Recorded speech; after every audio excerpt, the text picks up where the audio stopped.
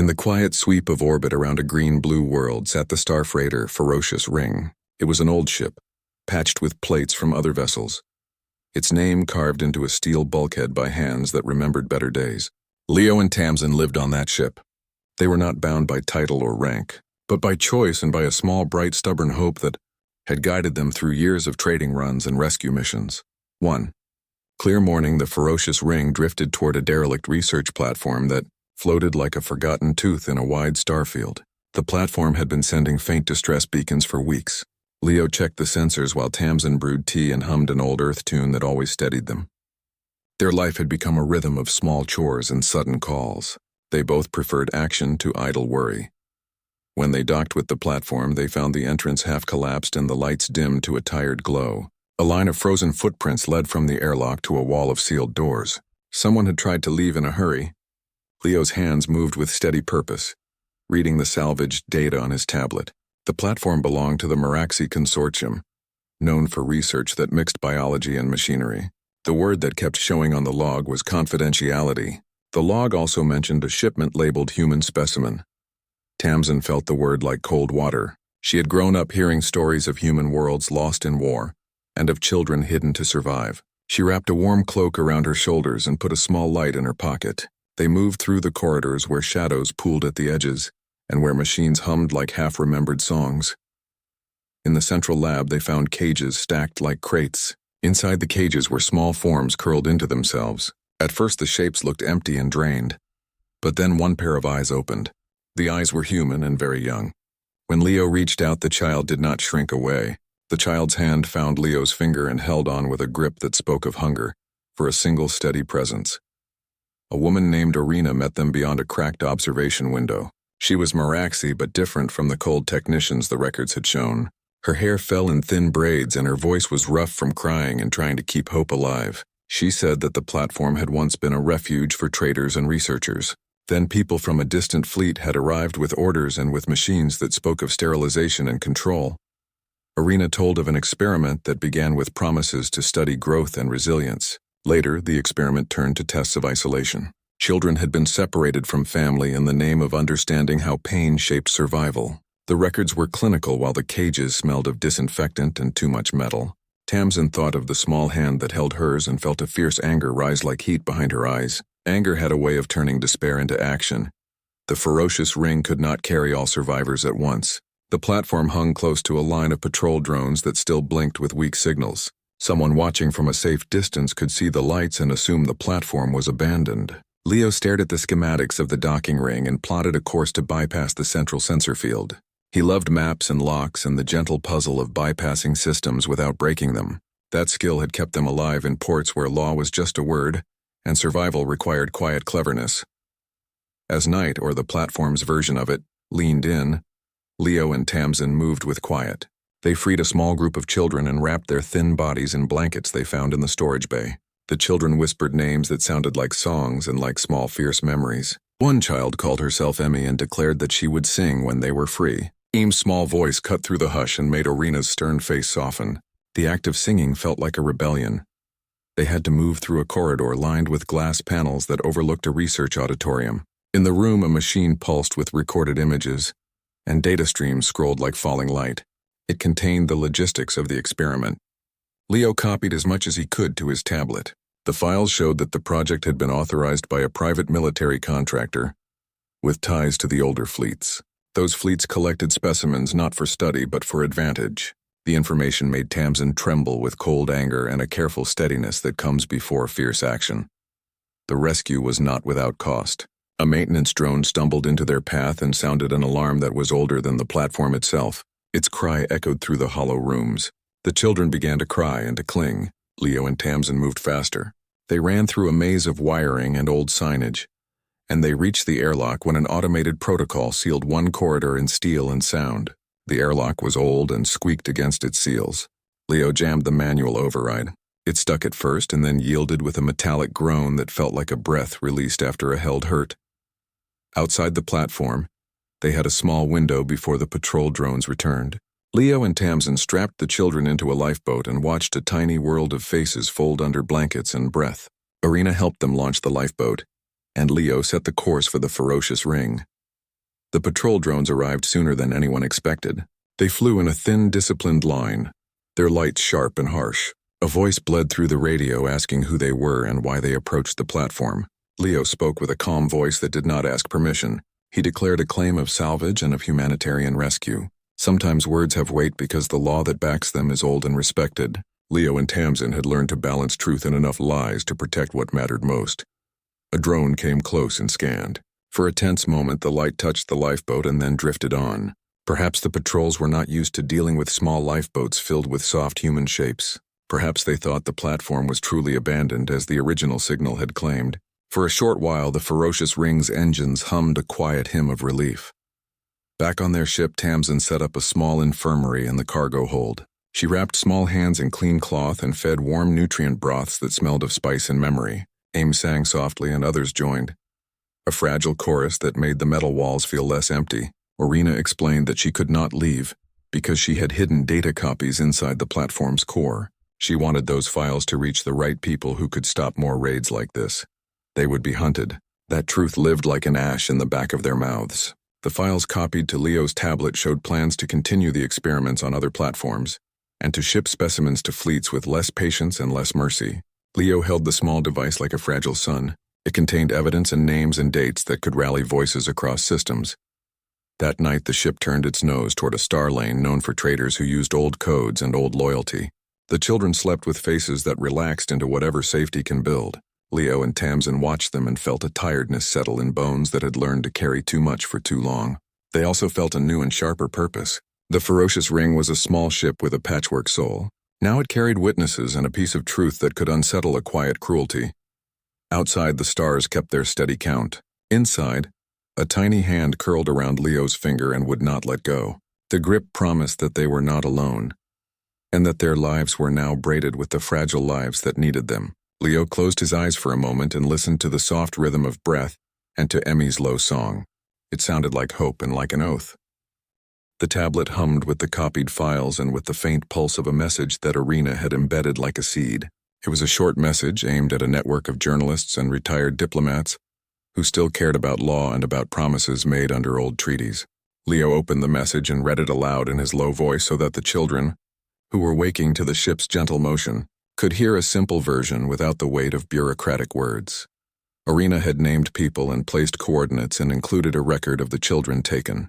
The message was small but dangerous because it asked for help, and because it proved a pattern that others had dismissed as isolated incidents. Tamsin set to work on a plan. She liked maps and people and the hard work of convincing others to act. They decided to stop at a trading post called Willow's Key, a place where rumors traveled faster than goods and where old friends sometimes grew new courage. Willow's Key sat at a junction between 3 minor lanes. Its tavern had a carved wooden sign that swung in the breeze and showed a woman with a crown made of gears. The traders who gathered there were a patchwork of species who knew how to speak without formally asking and how to hand over coin without questioning stories. Leo bargained for a stall in the Key Square, and Tamsin spoke to people who remembered Irina's family name and who knew that the Meraxi sometimes hid inconvenient truths in plain sight. They met a woman named Celie who used to be a courier and now ran a small radio network. Celie had once defied a fleet captain by smuggling letters into a prison, and she kept that memory like a bright coin in a drawer. She listened to Irina's recording and to the child's cries that echoed in the audio. Celie agreed to broadcast the message on a narrow band that reached sympathetic ears. The band would not reach the highest courts or the fleets, but it would reach activists and teachers and small fleets of merchant captains who had families and who remembered what it meant to protect children. Tamsin watched the crowd at the quay and thought about the way small lights could start to glow together and become a fire.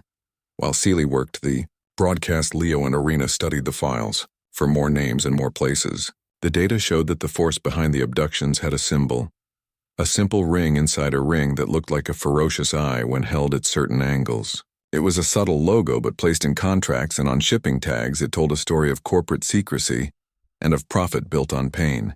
They named the group behind the experiments the Hollow Ring. As news cells began to pick up the story, the Ferocious Ring became a small, moving orbit of concern. Other traders offered supplies and a place to hide temporarily.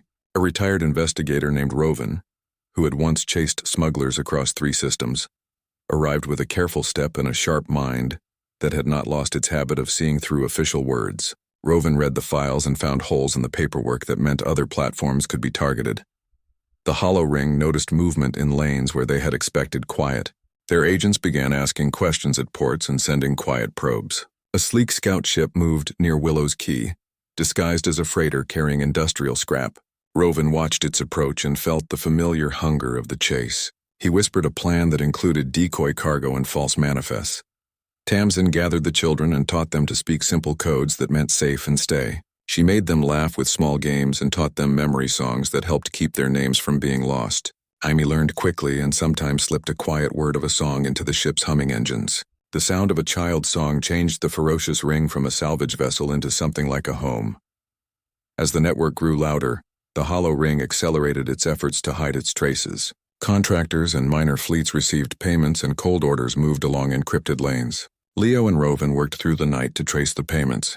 They found a chain that ran through several shell companies and ended in a small world where the law was easier to bend. It was a place with a governor who preferred profit and comfort over inconvenient truths.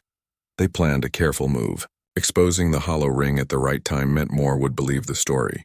Leo and Tamsin could not force the wheels of justice, but they could show people what was hidden and make it harder for the Hollow Ring to deny the faces and the names.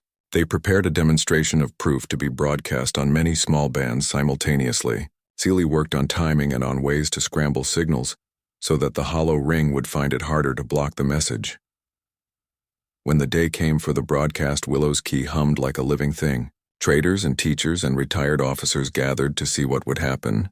The Ferocious Ring sat near the key like a patient beast. The children watched and held each other's hands.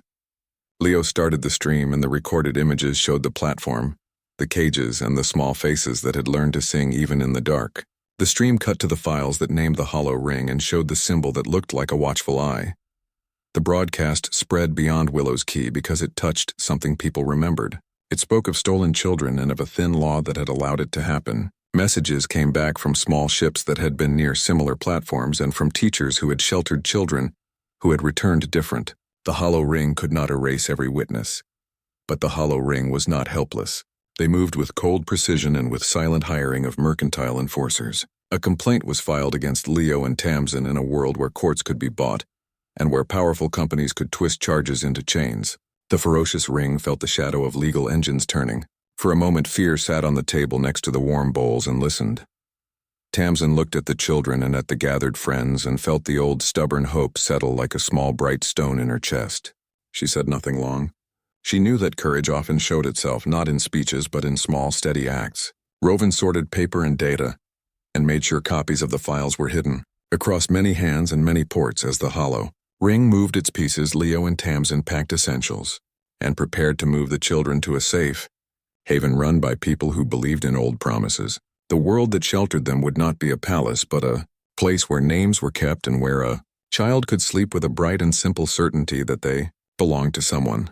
The Ferocious Ring left Willow's Key under a sky that judged no one. Inside, a child hummed the tune Tamsin used to sing. The song folded into the ship like a small, steady light. Leo checked the course and felt a weight that was both duty and stubborn love. The tablet with the files rested in his lap like a tiny sun. Its light could start fires that would burn down secret rooms and expose the Hollow Ring to the light of many small, angry voices. They reached the haven at the edge of a peaceful system where stars were thin, and the law had teeth that still bit. The haven was run by a collective of teachers and medics who had once worked in distant embassies and now kept to small acts of protection. They greeted Arena and the children with hot stew and with beds that smelled of clean linen and of hands that had learned to mend soft things. The Hollow Ring sent envoys who used polite words and legal papers to demand information and to claim ownership of property, but the collective had records of its own and a stubbornness that refused to bow to thin contracts.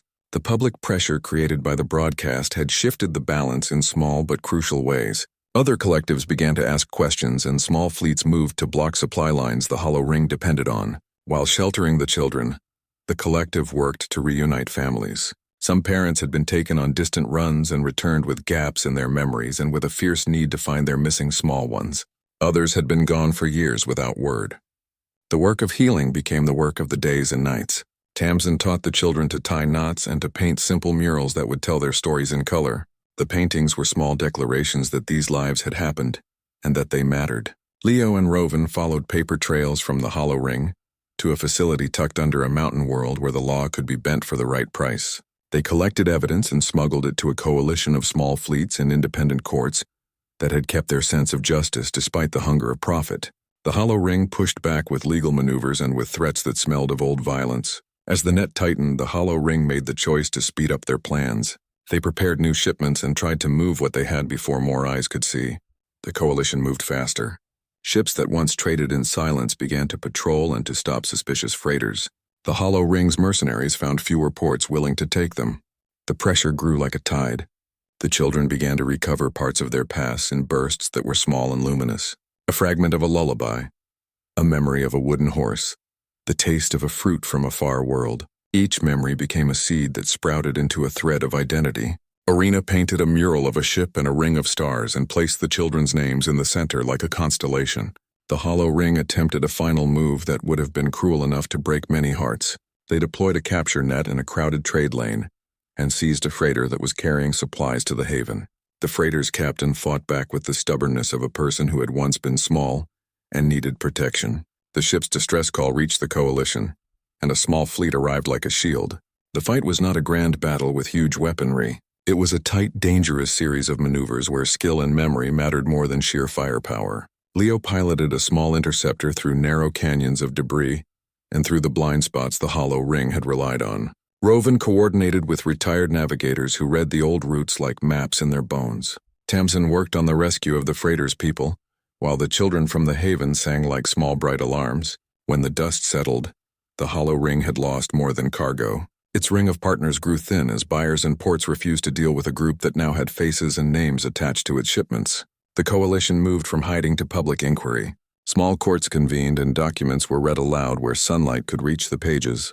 The Hollow Ring tried to buy silence and found that the price was higher than their coffers could hold. In quiet moments, Leo and Tamsin walked the decks of the Ferocious Ring and watched the stars pass like slow, bright witnesses. They did not think of glory. They thought of small hands and of the way a song could make a person remember who they were. The children grew under the care of the collective and learned trades and stories and how to argue for bread and kindness in the same breath. The Hollow Ring did not vanish completely, but its reach shrank. That kind of shrinking is a slow work and often relies on people who choose to keep looking at what others would hide.